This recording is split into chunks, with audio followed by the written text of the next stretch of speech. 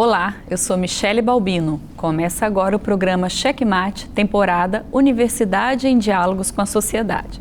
O programa Checkmate é uma produção da TV Universitária em parceria com o Departamento de Comunicação Social da UFRN. Nesta temporada, comemoramos os 65 anos da UFRN.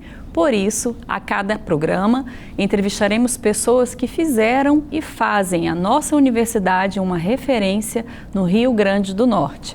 Hoje, quem vai apresentar o Checkmate é o jornalista Ranieri Souza. Boa noite, Ranieri. Seja bem-vindo. Muito obrigado, Michele. É um prazer estar aqui com vocês em mais uma temporada do programa Checkmate. Vamos então conhecer um pouco do nosso convidado de hoje. Sebastião Faustino Pereira Filho é jornalista graduado pela Universidade Estadual da Paraíba. Rádio, cultura, comunicação e educação estão entre as principais áreas de interesse dele, que é natural do município de Jardim de Piranhas, localizado a 245 quilômetros de Natal. Ele é doutor em comunicação, mestre em ciências sociais e especialista em jornalismo cultural. É autor dos livros Homo Midas e o Político Midiático da Folia do Rei Nu, publicado em 2009, e Comunicação e Educação, Diálogos Possíveis, publicado em 2012. Atua como professor do mestrado profissional em Gestão de Processos Institucionais da UFRN. Já foi chefe do Departamento de Comunicação Social da UFRN entre os anos de 2012 e 2015 e vice-diretor do Centro de Ciências Humanas, Letras e Artes da UFRN entre os anos de 2015 e 2019. Atualmente é superintendente de comunicação da UFRN. Professor Sebastião Faustino, seja muito bem-vindo aqui, que é um pouco da sua casa, da sua rotina, né? Esse estúdio aqui na TVU. Seja bem-vindo ao programa Checkmate. Ok, Ranieri, boa noite, boa tarde a todos, enfim, e a todas. Agradeço pela participação aqui. Bom, e para me ajudar a entrevistar o nosso convidado, teremos a participação dos estudantes de comunicação social da UFRN, a Michele Balbino, do curso de jornalismo, Thaís Dantas, também de jornalismo, Pedro Henrique Brandão e William Medeiros, ambos do curso de jornalismo da UFRN. Professor Faustino, então, antes desse cargo atual de superintendente da Comunica, o senhor passou pelo Xixila, passou também pelo DECOM, Departamento de Comunicação, de onde o senhor vem como professor, inclusive.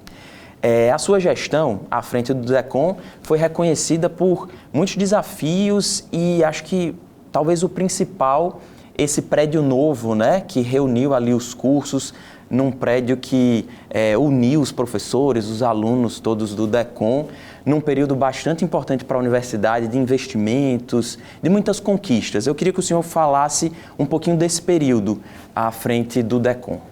Bom, eu assumi a chefe de departamento de comunicação, né, como já foi dito, em 2012, e o nosso principal desafio foi encontrar um departamento realmente bastante afetado por alguns problemas, especialmente com um prédio que a gente tinha um sonho de ter a nossa casa, e a gente estava há 4 anos com uma empresas que abandonavam, obra que já estava há 4 anos, e aí a gente teve que fazer, quando assumi, fiz relatórios, encaminhei toda a documentação necessária para a retomada dessa obra, a gente correu atrás das pessoas que seriam essenciais a resolver esse problema, responsável pelo REUNE, a própria reitora na época, a professora Ângela, e tantas outras pessoas, como exclusivamente uma pessoa que foi essencial nessa época, que foi a professora Estela, que era responsável pelo REUNE e que foi ela que nos deu todo o direcionamento. Então nós encontramos um prédio que era especialmente para o curso de publicidade, foi pensado para o curso de publicidade, mas aí quando eu vi o projeto, a gente percebeu que o projeto nem contemplava publicidade, nem não contemplava mais também os outros cursos, porque foi pensado numa época, o prédio demorou tanto que quando foi pensado ele não tinha as medidas necessárias que a gente necessitava para a criação e execução do curso de publicidade, por exemplo. Nem laboratório tinha nesse prédio. Então isso foi um desafio enorme, porque a gente estava num momento em que o curso de publicidade ia ser reconhecido e nós não tínhamos essa infraestrutura que era essencial para o reconhecimento do curso, que foi reconhecimento, né, teve um reconhecimento muito bom. E nisso a gente começou a correr atrás da infraestrutura. Um ano e pouco, 2 anos a gente conseguiu, a empresa foi credenciada, começou a obra, retomaram a obra e tal. E nisso a gente começou em paralelo já pensando na infraestrutura e pensando também na compra de equipamentos, na aquisição de equipamentos que atendessem a necessidade daquele processo de modernidade da comunicação, que ela é tão fugaz, a comunicação todo dia a gente tem uma mudança e a gente tinha que pensar no serviço público, a gente sabe como tinha que pensar em uma estrutura básica para que a gente tivesse no mínimo a longo prazo, porque a gente sabe que não compra tudo ao mesmo tempo que a gente quer. Então, a gente conseguiu pregão em vários lugares do Brasil para poder atender. A gente fez o redimensionamento de novos laboratórios. A gente teve que refazer toda a reestrutura do processo inicial. A gente teve que pedir, inclusive, a própria INEP para que fizesse alterações na obra. E, em consequência disso, a gente teve que fazer essas alterações para poder ter uma infraestrutura que atendesse às necessidades dos cursos que a gente tinha naquele momento. E a gente já tinha pensado, eu já tinha mentalizado ali a criação de um outro curso, que era a substituição do curso de radialismo pelo curso de audiovisual. Que na época a reitora perguntou, não, vamos tentar cinema e tal. Aí eu disse, olha, não dá, porque cinema ainda nós não temos essa tradição aqui e nós não vamos fazer uma proposta para o INEP que seja em substituição se a gente não tem a estrutura ainda para fazer um curso de cinema. Então vamos começar com audiovisual e a partir daí a gente tem, se mais adiante a gente conseguir professores, especialmente ligados a essa área do audiovisual que a gente tinha defasagem, porque foram reaproveitados colegas nossos do departamento do curso de radialismo. Então a gente tinha que pensar tudo isso. Eu tive que mentalizar todo esse processo, desde a infraestrutura para um prédio que foi pensado para o curso de publicidade, que o projeto pedagógico não era mais contemplado no prédio que a gente iria receber. Então tudo isso teve que ser pensado numa lógica de futuro. E também a gente pensou na parte mais acadêmica, o que é o departamento naquela época, o que é que tinha. Então a gente teve que também pensar a longo prazo. Eu peguei primeiro o perfil do ingresso dos nossos alunos, quem é o nosso aluno, né? Então eu pessoalmente peguei os 12 últimos anos do perfil do ingresso dos alunos de comunicação, dos 3 cursos, para eu mentalizar quem é esse aluno, de onde ele vem. Aí foi aí que a gente realmente pensou em toda essa estrutura para oferecer para os alunos e o mais importante foi a gente refletir o nosso futuro. Pensar um departamento, pensar cursos, como a gente chegou no caso com esses dados, a gente chegou no que foi mais crucial, que foi detectar que o curso de radialismo, por exemplo, tinha uma empregabilidade quase nenhuma e com o perfil do ingresso e o perfil do egresso, a gente juntou essas informações, foi quando a gente teve as condições para pensar no curso de audiovisual. E pensando nisso, como eu falei, em paralelo, a gente também teve que pensar na infraestrutura para esse novo curso que viria a surgir. Foram muitos desafios, muitas conquistas, a gente vai falar mais desse assunto ao longo da entrevista. Agora vamos à primeira pergunta dos nossos estudantes, que será feita por William Medeiros. Professor, durante a sua atuação como diretor do Xixila, um dos projetos que ficou muito conhecido foi a TV Azulão. Fala pra gente como foi a implementação desse trabalho. Bom, a TV Azulão surgiu numa proposta que já era a TV Decom, né? A gente criou a TV Decom, que era uma grande demanda que nós tínhamos naquela época, em 2011, 2012. Todo mundo queria produzir um vídeo, algo informativo que tivesse um diálogo, principalmente com os alunos, com o público interno e com o público externo. E aí a gente criou um projeto de extensão chamado TV Decom, que era do Departamento de Comunicação. Então, com isso, a gente começou a fazer a produção de conteúdo para atender as demandas da universidade e também no nosso departamento. E com isso, quando eu fui para o Xixila, para a vice-direção do Xixila, isso a gente levou a ideia que era o Azulão, era um jornal que circulava, um jornal impresso que circulou, né, em alusão ao prédio, que era azul, assim como a gente tem outros prédios que a gente identifica pela cor, e aí a gente falou, por que não a TV Azulão, né? Então foi a partir daí que a gente decidiu colocar o projeto adiante. Bom, vamos agora a mais uma pergunta que vai ser feita por Pedro Henrique Brandão. Olá, professor. Nessa fase agora como superintendente, o senhor está à frente da Comunica. Eu queria primeiro que o senhor explicasse o que é a Comunica e qual é o papel da Superintendência de Comunicação dentro da Universidade Federal do Rio Grande do Norte. Ok. A Superintendência de Comunicação ela foi criada junto com as demais superintendências que nós temos até hoje, né? A Superintendência de Infraestrutura e na época de Informática, que hoje é Tecnologia e Informação. E a Comunica, a Superintendência de Comunicação, ela surge nessa necessidade da universidade ter as suas superintendências como unidade suplementar da reitoria que atendesse às demandas específicas, né? Então, quando surge em 1999 a superintendência, ela incorpora a TV e a rádio que vem logo em seguida e a GECOM também, que vai surgir nessa mesma época. Então você tinha uma TV que era o núcleo de televisão e tal, e depois, com a criação da superintendência, você institucionaliza esses veículos que nós temos hoje. E aí, a importância que a Comunica vai ter, naquela época, era exatamente dar essa dimensão, né, de que a sociedade precisava saber o que a universidade produz. E também, como a TV universitária, ela tem uma história, né, fizemos 50 anos aí, então ela tem uma história de extrema importância para a universidade. Então, para o Rio Grande do Norte, né, para a comunicação até do Brasil, porque é uma das primeiras de TVs universitárias, então a Comunica ela vai ser um elo entre a sociedade e a universidade, da universidade com o seu público interno, seu público externo e da sociedade para com a instituição. Então, as funções são as mais diversas, né? A Comunica ela tem essa responsabilidade desse contato com a sociedade, da sociedade conosco, e também o que eu acho crucial aqui, que é um dos seus pilares, que é a formação de vocês, alunos, né? Esse projeto aqui, esse programa é uma concretização desse espaço de formação, que eu sempre digo que poucas universidades no Brasil têm uma TV e têm uma rádio que os alunos possam praticar.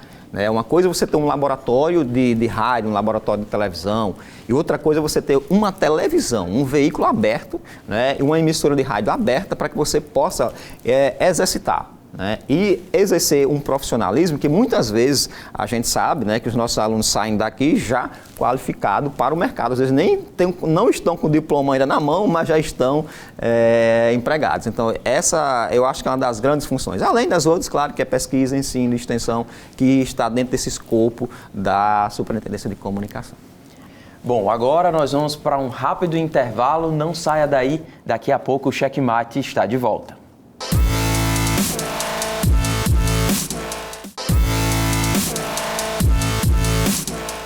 Estamos de volta com o programa Checkmate, hoje recebendo o Superintendente de Comunicação da UFRN, o professor Sebastião Faustino. Professor, a próxima pergunta quem vai fazer é a estudante Thaís Dantas. Olá, professor. Nessa sua carreira como superintendente e obreiro, quais foram os maiores desafios na trajetória da TV analógica para a TV digital, aqui na TVU? Bom, a gente quando eu cheguei em 2019 aqui na Superintendência de Comunicação, e o sinal digital já tinha sido autorizado o funcionamento desde 2015. Né? Dia 15 de maio de 2015 foi exatamente o dia da inauguração do prédio da Abicom, então foi uma festa só. Acontece que quando eu cheguei aqui em 2019, a gente percebeu que o sinal não estava no ar ainda, né? Era a única TV do estado, né, pelo menos de Natal, que não estava com sinal ainda realmente digital. E aí os nossos técnicos aqui da superintendência conseguiram resolver rapidinho essa situação. Eu cheguei em junho, a gente em outubro já colocou o sinal no ar. Professor, quem vai fazer a próxima pergunta é Michele Balbino. Professor, para entender melhor essa questão delicada que é a utilização e o destino dos recursos financeiros, Será que o senhor podia falar um pouco sobre quais seriam as prioridades para a destinação desses recursos na Superintendência de Comunicação? Olha, a gente tem um orçamento de 540 mil reais, era 600 mil para operacionalizar tudo isso. Hoje a gente utiliza esses recursos basicamente com o pessoal terceirizado, motoristas, porteiros, segurança, recepcionistas e o pessoal lá da torre. Então, é pouquíssima as condições que a gente tem em termos de orçamento, especialmente nesses últimos 4 anos. A gente pegou realmente momentos muito difíceis desses últimos 4 anos para gerir toda uma estrutura gigantesca como essa. Então, a gente tem buscado o máximo possível colocar os recursos na nossa atividade fim, que é a comunicação, né? Dar mais condições para a formação dos alunos, que a gente precisa fazer isso, né, a toda hora. Então a gente não pode deixar, por exemplo, de utilizar o serviço de motorista. Nós temos os terceirizados, que a gente não tem mais motorista do quadro, então a gente tem que investir nisso. A gente tem buscado também fazer um pouco de investimento em recursos para que os alunos possam se deslocar para outras cidades, fazer cobertura de jogos, fazer matérias especiais, enfim, isso a gente tem dado esse foco exclusivo. Primeiro, para poder manter a estrutura, que é uma estrutura muito cara, fazer televisão é muito caro. E a gente tem pensado, claro, agora nesse novo momento, de colocar em prática novas tecnologias. A gente tem buscado fazer muito material, já fazemos com telefone celular, com ótima qualidade. Enfim, a gente vai ter que buscar alternativas para que isso aconteça. A gente precisa também, nesses desafios, otimizar as redações que a gente tem. Nós temos redação em rádio, nós temos redação de televisão. Então, a gente tem que refletir o que é a comunicação hoje. Entendeu? Então você vê as redações integradas, você vê o sujeito que produz o material, está no YouTube, está na televisão, tudo ao mesmo tempo. Então a nossa ideia é pensar também nisso, porque isso otimiza recursos e mão de obra extremamente qualificadas, como nós temos aqui na rádio e na televisão. Professor, vamos agora para mais uma pergunta que será feita por William Medeiros. Professor, eu queria que o senhor me explicasse um pouco sobre como é essa relação do aluno com as bolsas e como elas podem contribuir para a formação desse estudante quando vai para o mercado de trabalho. Sim, William, essas bolsas é uma forma de manter o aluno atuando, né? Porque com a bolsa o aluno assume realmente uma responsabilidade, um compromisso, mas, por outro lado, o mais importante da bolsa é o processo de ensino-aprendizagem desses alunos. Como a gente já mencionou, essa formação para o aluno, ela vai ser um diferencial que nenhuma outra instituição que não tem uma estrutura como essa que nós temos, esse aluno não vai sair com esse diferencial que o aluno tem aqui. Então, a bolsa, geralmente, aqui, especialmente de apoio técnico, é uma bolsa para alunos em vulnerabilidade socioeconômica, então a bolsa também para complementação, né, da permanência do aluno aqui na instituição, porque ele está no horário, né, inverso do seu turno de estudo, óbvio, né? E com isso ele complementa essa formação, tá? Então nós temos em torno de 65 bolsas aqui na Comunica, fora as bolsas de extensão, dos projetos de extensão que a gente consegue. E também às vezes aparece uma outra bolsa que complementa isso, mas sem as bolsas a gente não consegue dar a fluidez do conteúdo para a nossa produção. Por quê? Porque nós precisamos, e é esse o objetivo, que nós somos emissoras educativas, de depender do aluno, porque a gente depende da produção de conteúdo e o aluno depende da produção desse conteúdo, porque é o processo de aprendizagem deles, entendeu? Então, sem as bolsas, a gente, sinceramente, não tem como funcionar, infelizmente. Pedro Henrique Brandão vai fazer a próxima pergunta para o professor Sebastião Faustino. Professor, eu queria insistir nesse tema, até porque eu me sinto bastante à vontade para falar sobre ele, que é justamente das bolsas e da importância das emissoras, dos veículos que estão no guarda-chuva da Comunica, a GECOM, a Rádio Universitária e a TV Universitária. Eu fui bolsista aqui, passei pelos 3 veículos também e posso dizer o quão importante é para a nossa formação profissional, mas eu queria que o senhor dissesse da importância, para a gente registrar isso de fato, da importância dos 3 veículos na formação profissional, além de acadêmica também, desses estudantes que passam por aqui. Isso, Pedro, muito boa a sua insistência. Então, isso é fundamental que os alunos também entendam essa importância, né? Não só a bolsa, a gente sabe que a gente tem a bolsa, mas tem situações que a gente também tem um aluno voluntário, tem um estagiário, o estágio não obrigatório, a gente também aceita, claro que devidamente locado naquele setor onde a gente tem uma supervisão, porque a nossa preocupação não é jogar o aluno de qualquer forma, né? Você passou pelos 3 veículos, você viu que há um acompanhamento, a gente tem um acompanhamento para, primeiro, dar formação ao aluno e também dar autonomia. Ele vai para o mercado de trabalho, então ele tem que ter essa qualidade. Então, as bolsas, elas são importantíssimas, claro, a gente sabe que as bolsas que nós temos, elas são poucas bolsas, eu diria a você, para ampliar a nossa produção. A gente tem dificuldades hoje, a gente quer fazer mais coisas, mas a gente não tem condições.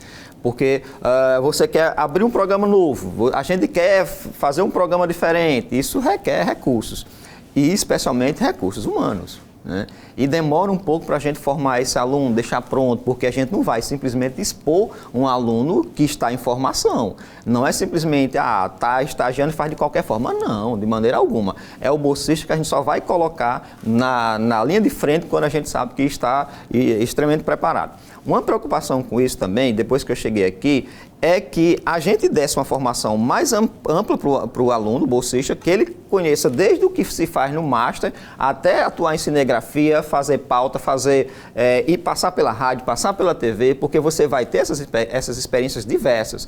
Você sai com um diferencial que, como eu falei, reitero, com um diferencial totalmente diverso de outras instituições de ensino, dos cursos de comunicação especialmente, do que a gente tem aqui, porque nós temos essa formação. Então, você tem profissionais que orientam, desde os alunos que ficam aqui nos estúdios, a gente tem esse acompanhamento com os profissionais, estão aconselhando, quando vai para a rua, da mesma forma, o comportamento, como lidar com o entrevistado, como ficar diante de determinadas situações que exigem responsabilidade para o aluno, altivez, enfim, tudo isso é necessário e, como eu falei, as bolsas, elas são mais do que necessárias para que a gente possa manter essa formação ampliada.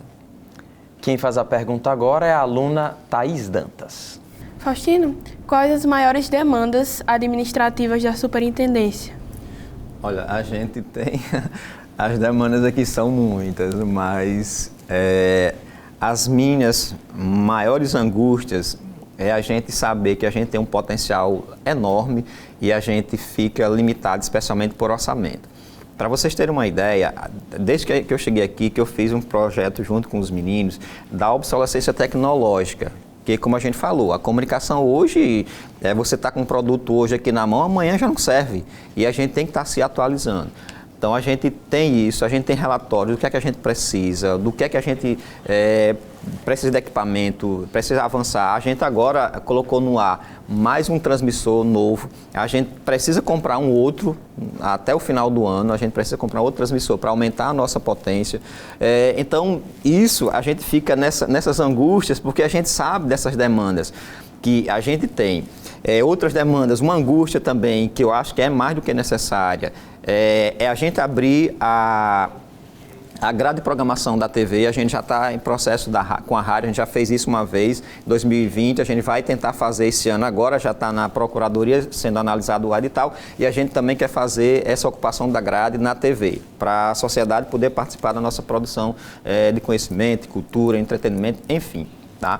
Então, as nossas demandas são as mais diversas, mas a principal realmente operacionalmente é com o jornalismo, especialmente o jornalismo da TV, que realmente, pela sua lógica, é o que mais a gente tem demanda. Tanto que a maioria dos carros aqui é utilizado para o jornalismo da TV. Professor, ainda nesse assunto, né, nós passamos aí os últimos 4 anos com muitos apertos, né, orçamentários, não só para a Comunica, para o UFRN como um todo, e investimentos públicos nas mais diversas áreas. Assumiu neste ano um novo governo. Eu queria perguntar para o senhor quais são as perspectivas agora para os próximos 4 anos, para o futuro aqui da Comunica, da TV, da rádio, da AGECOM.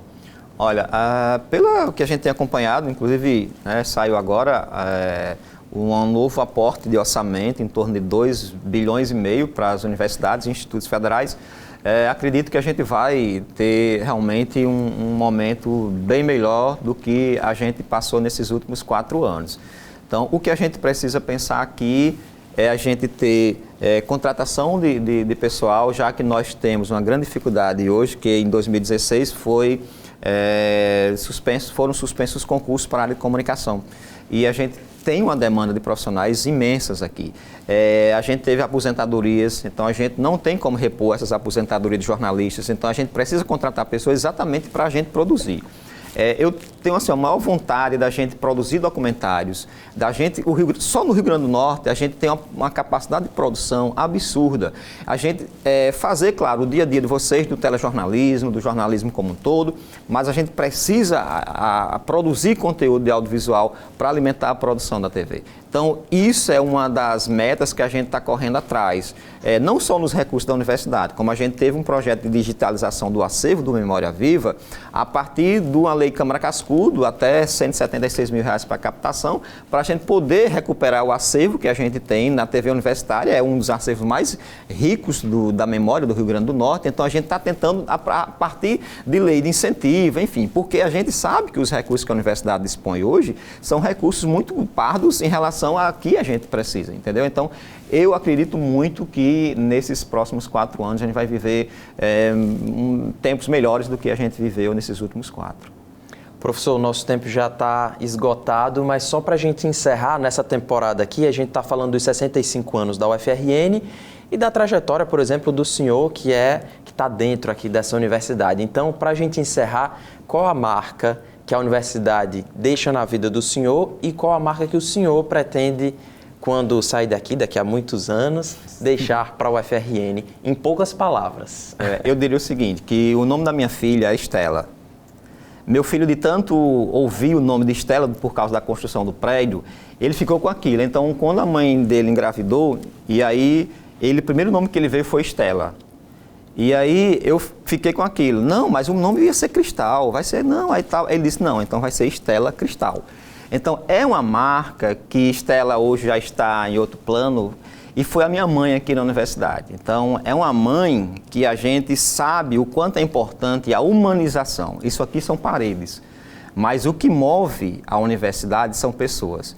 E essas pessoas são passageiras. E essa mensagem que a gente diz, olha, eu vou passar, mas o que é que eu fiz aqui?